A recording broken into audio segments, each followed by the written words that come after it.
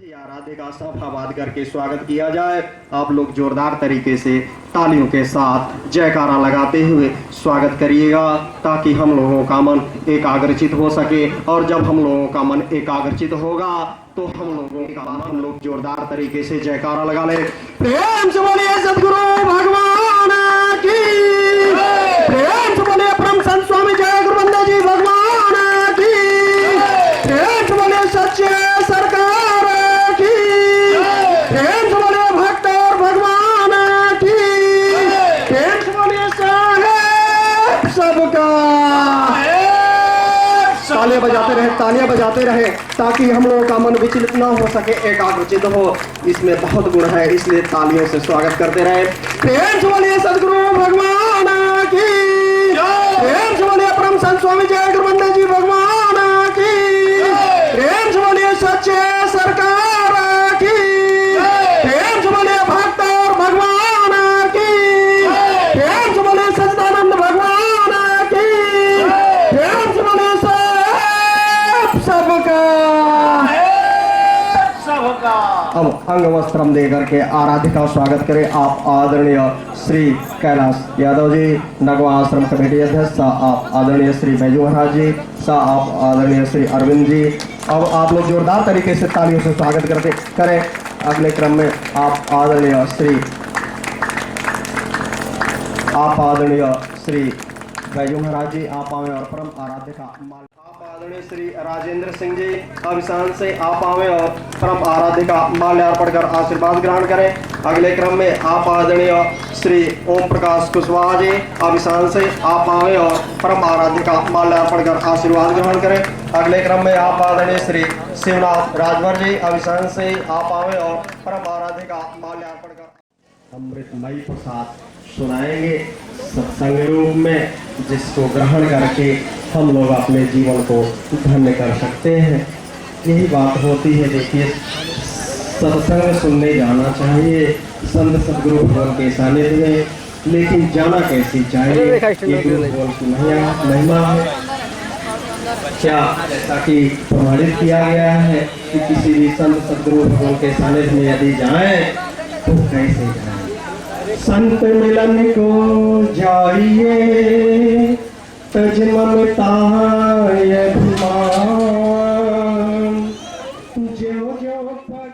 सत्संग सुना है और यहाँ तक कि बिना सत्संग खड़े होकर के भीगते हुए सत्संग सुने हैं और बिना सत्संग सुने गए भी नहीं। बोलिए सतगुरु भगवान की जय। एक बार नहीं कई बार, और एक जगह नहीं कई जगह। तो यहाँ तेरा न मेरा मनन करना, यहाँ तेरा न मेरा मनन करना। जाओ राम रतन तो भजन करना, भजन करना। यहाँ तेरा न मेरा मनन करना, यहाँ तेरा न मेरा मनन करना।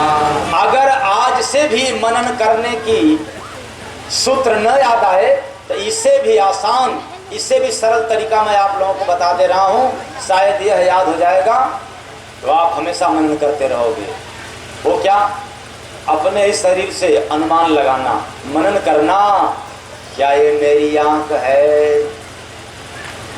इस पर मेरा अधिकार है? जब रोशनी जाने लगे तो है आंख रुक जाओ,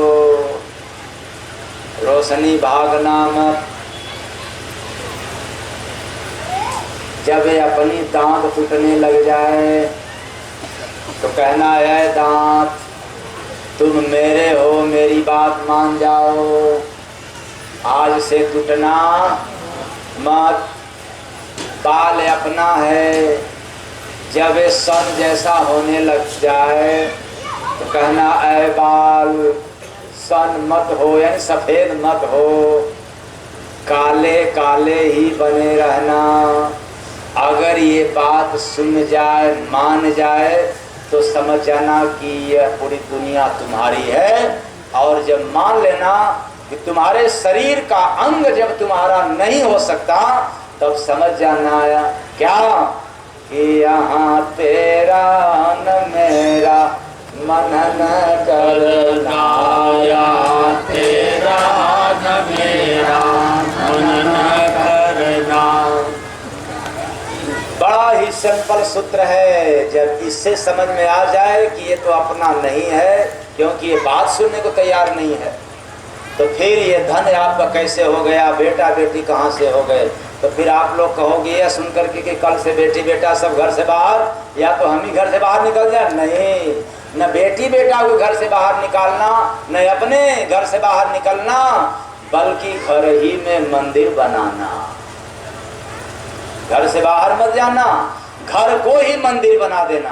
तब जब घर में क्रांति न पैदा हो, घर में विवाद न पैदा हो, घर में कोई लड़ाई झगड़ा फसाद न हो, और इस भाव से कि यहाँ तेरा न मेरा मनन करना, यहाँ तेरा न मेरा मनन करना। अरे कोई अपना नहीं है।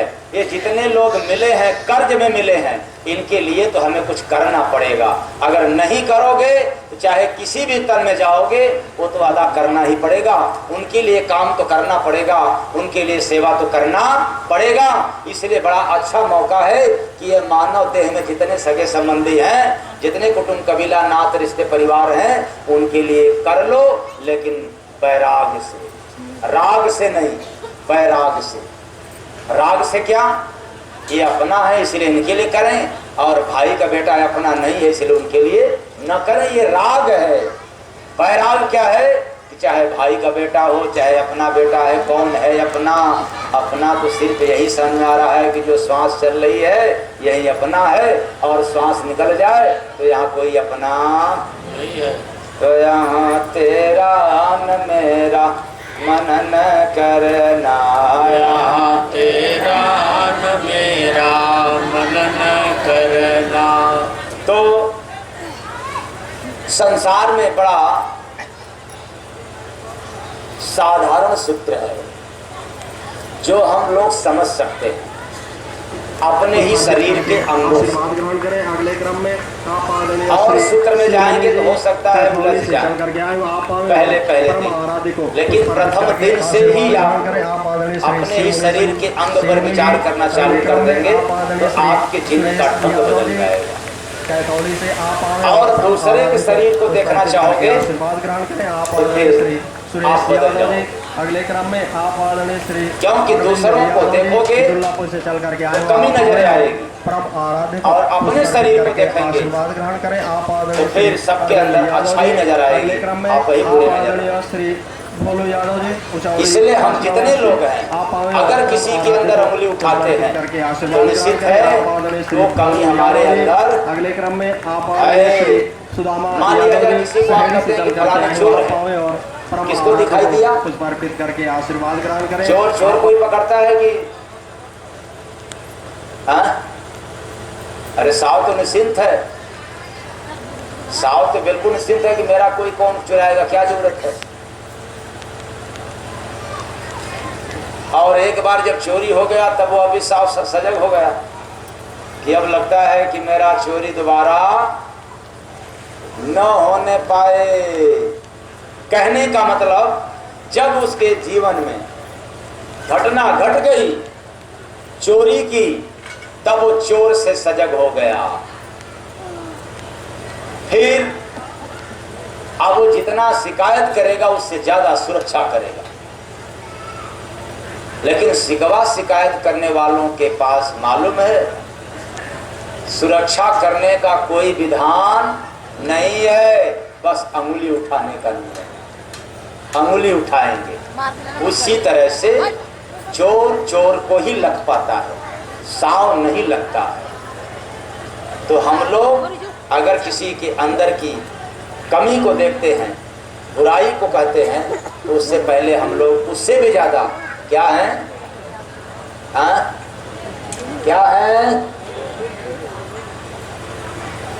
इसीलिए तो गीता में अच्छाई के लिए, अदालत में अच्छाई के लिए क्या करना पड़ता है, हाँ?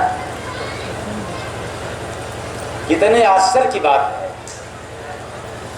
बहुत ही आश्चर्य की बात है। वो क्या? अदालत में सच बोलने के लिए किस पर हाथ रखा जाता है? गीता पर हाथ रख करके कसम खिलाई जाती है कि हम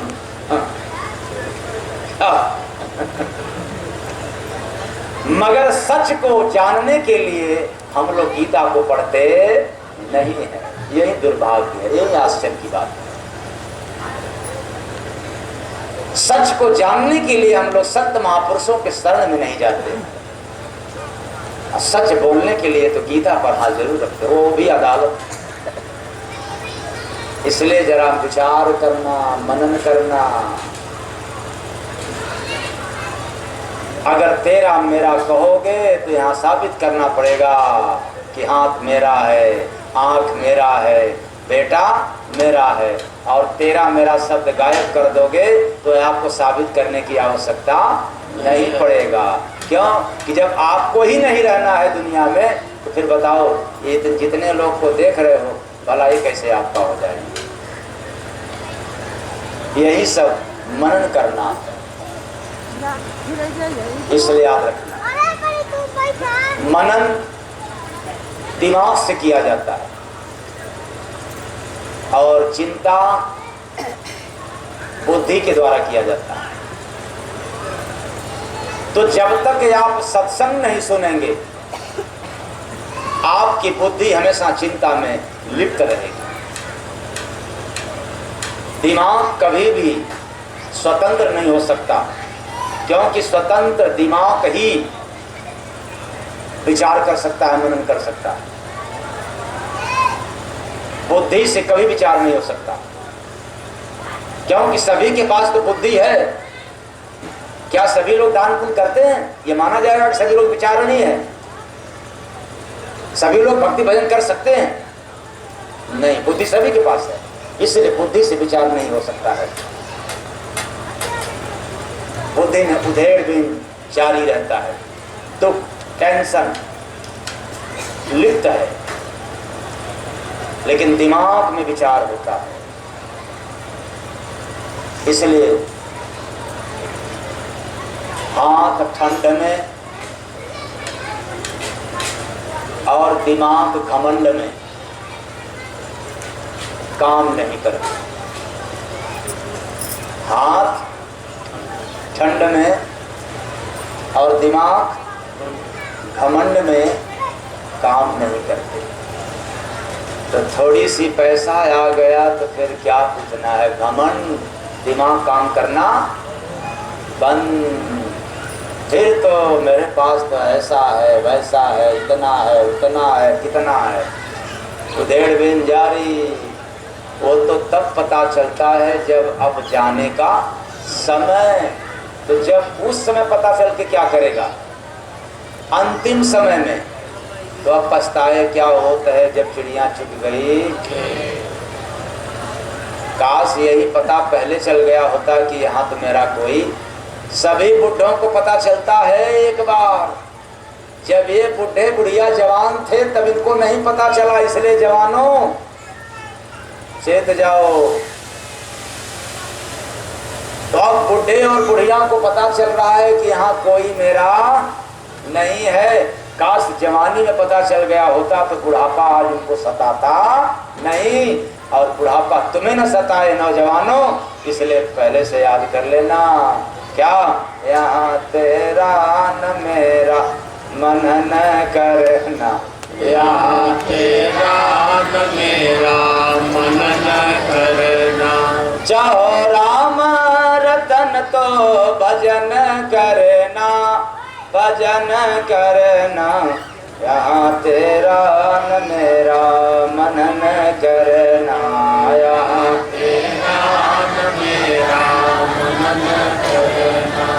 राजा जंगल का बना है सियार, शेर रोवत बा भैया। राजा जंगल का बना है सियार, शेर रोवत बा भैया। यह सीन कभी आप लोगों ने देखा है कि नहीं? हाँ, तनी देख लें चंद के दाहिने तरफ लोग।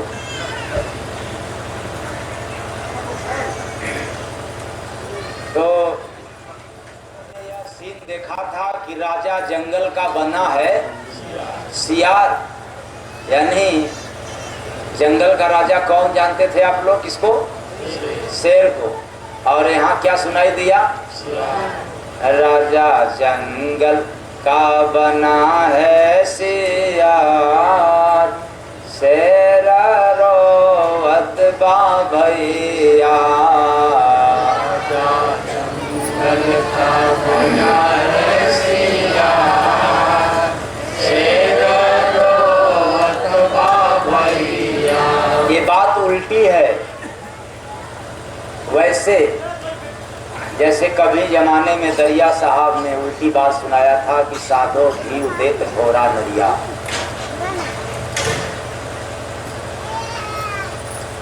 साधो घी उदेत घोरा, घी का मतलब उल्टा शब्द कि सच्ची बात, सही बात साधो अगर इस संसार को दिया जाता है तो उनको अच्छा लगता नहीं है।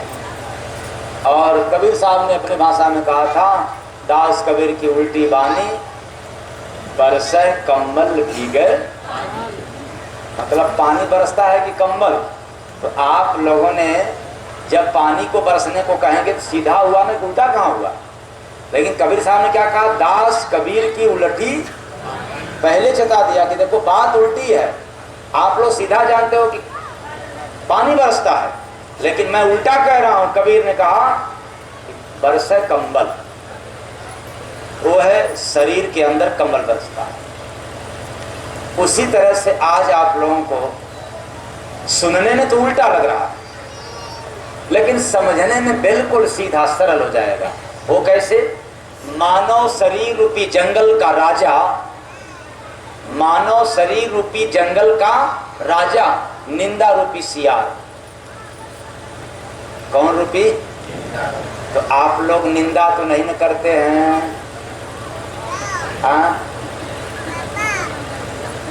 करते हैं, करते हैं। तब याद रखना, राजा जंगल का बना है सियार, शेर रोवत बा भैया। तो ये निंदा रूपी सियार राजा बनकर के राज कर रहा है। इतना ही नहीं, शेर रोवत बा भैया। इसी शरीर रूपी जंगल में आत्मा रूपी शेर आज रो रहा है। बोलिए सतगुरु भगवान की जय। और वह भी त्रिकुटी रूपी गुफा में आत्मा रूपी शेर रो रहा है। किसके कारण? कि राजा बन गया इस शरीर में। कौन? निंदा। इसलिए निंदकों की बड़ी बोलबाला होती है। हाँ, ये फलाने तो हमारे हैं, क्योंकि ये हमारी शिकायत जो है वो कर रहा था, आकर के मेरे से बता दिया। लेकिन याद रखना, बड़े खतरनाक होते हैं ये। इनका स्वभाव है निंदा करना। आज उनकी बात तुम्हारे सामने पेश किया तो कल तुम्हारी बात किसी और के सामने जाकर के पेश कर देंगे। ये निंदा करने वालों का स्वभाव हो जाता है। तो रानी हिरनी बजावत गिटार, शेर रोवत बा भैया। रानी हिरनी बजावत गिटार, शेर रोवत बा भैया। गिटार कौन? दुर्गति रूपी गिटार। और हिरनी को और इंद्रियां, इंद्री रूपी हिरनी क्या बनी है? रानी, यानी राजा कौन? आज के उलट भेदनी का मुख्य पात्र यदि आपको समझ में आ जाएगा, याद आ जाएगा, तो बड़ा सिंपल हो जाएगा समझने में। पहला पात्र समझ में आ गया तब। तो इस मानव शरीर रूपी जंगल का राजा कौन? आत्मा। कहाँ? सियार। यानी निंदा। सियार उल्टा है, छोड़ दें, और निंदा सीधा है। ठीक, तो इस मानव शरीर रूपी जंगल का राजा कौन है? निंदा। ठीक, तो निंदा हो गया राजा, और रानी कौन हो गई तब? इंद्रियां, 5 कर्मेंद्री और 5 ज्ञानेंद्री। रानी हिरनी बजावत गिटार। अरे भोग रूपी सिंहासन पर बैठ करके ये रानी जो है, इसको भोग चाहता है। आंख को भोग चाहिए, जिह्वा को चाहिए, स्पर्श में चाहिए, जिह्वा स्वाद चाहिए। ये भोग रूपी सिंहासन पर बैठ करके दुर्गति रूपी गिटार बजा रही है। हम लोगों ने भोग से सजग नहीं हुआ। भोगे, ये भोगने के लिए ही आए हैं, लेकिन याद रखना, केवल भोगने में ही जीवन का अंत नहीं कर देना है। क्योंकि केवल भोगना है तो पशु हैं, पक्षियां हैं, ये भी तो भोग रहे हैं। और आप भी बड़ा ज्ञानी धनी होकर के भी भोग रहे हैं, फिर यह तन बेकार चला जाएगा। इसलिए भोग रूपी सिंहासन पर बैठ करके दुर्गति रूपी गिटार बजा रही है। जंगल में बाभाए मुसवा खिलाड़ी, जंगल में बाभाए मुसवा खिलाड़ी। तो जंगल कौन? मानव शरीर रूपी जंगल। जंगल का राजा कौन? निंदा। रानी कौन? इंद्रियां, और बाकी भोग विलास से तो शाखा है। और अब आ गया जंगल में भाई मुसवा बा खिलाड़ी। तो मानव शरीर रूपी जंगल में मन रूपी मूस पाप पुण्य का खेल जबरदस्त खेलता है। इसके जैसा खिलाड़ी आज तक दुनिया में कोई है तो उल्टा, लेकिन समझ में आने लग जाए तो इतना सीधा हो जाएगा कि आपको बैराग होने लग जाएगा। तो जबरदस्त खिलाड़ी कौन है? मूस। मूस कौन? शाबाश, आप लोग पढ़ने में तेज हो रहे हो धीरे धीरे। तो देखे मारत बाकस के बिलार, शेर रोवत बा भैया। देखा मारत बाकस के बिलार, शेर रोवत बा भैया। तो इसी कारण से यह आत्मा रूपी शेर को दुख सुख, तेरा मेरा, ऊंच नीच रूपी सोटा लेकर के माया रूपी बिल्ली रोज मार रही है। तो बिलार कौन है? माया, ये रोज मार रही है। और ऐसी मार रही है कि हम इतने पहलवान हुए, इतने ज्ञानवान हुए, धनवान हुए, लेकिन इस मार से बच पाया। सब मार खाते चले गए, सब भगोड़ा। भले खाने को बड़ा बड़ा पकौड़ा मिले, लेकिन सब भगोड़ा। तो जंगल में नाचत बा भाई बनहरा, जंगल में नाचत बा भाई बनहरा। तो जंगल कौन? मानव शरीर रूपी जंगल में। बंदर कौन? बुद्धि। बंदर कौन? यानी हम लोगों की जो बुद्धि है वो किसके समान है? किसके बराबर? वो कैसे? जैसे बंदर एक जगह स्थिर नहीं होता, उसी तरह से मानव की बुद्धि भी न एक बात पर, न एक काम पर, न एक जगह स्थिर। इसलिए बुद्धि के अनुसार भी काम करोगे तो भी पथभ्रष्ट होना तय है। ज्ञान के अनुसार काम करोगे तो अभिमान हो जाएगा, बुद्धि के अनुसार करोगे तो बंदर के समान हो जाओगे। तो बड़ा गड़बड़ हो गया। तो मानव शरीर रूपी जंगल में ये बुद्धि रूपी बंदर संसार रूपी मैदान में देश विदेश घूम घूम करके मात्र पेट भरने का काम कर रहा है। इतना ही नहीं, गावत बाकुतिया राग से पचरा, गावत बाकुतिया राग से पचरा। पचरा। तो मानव शरीर रूपी जंगल का राजा, निंदा, रानी, इंद्रियां और मूस, मन हो गया, और बंदर बुद्धि। अब गावत बाकुतिया राग से पचरा। गावत बाकुतिया राग से पचरा। तो चुगली रूपी कुतिया, आप तो चुगलाई तो नहीं करते हैं? हाँ? करते हैं। चुगलाई आप लोगों से होता है, हो ही जाता है बिना करे।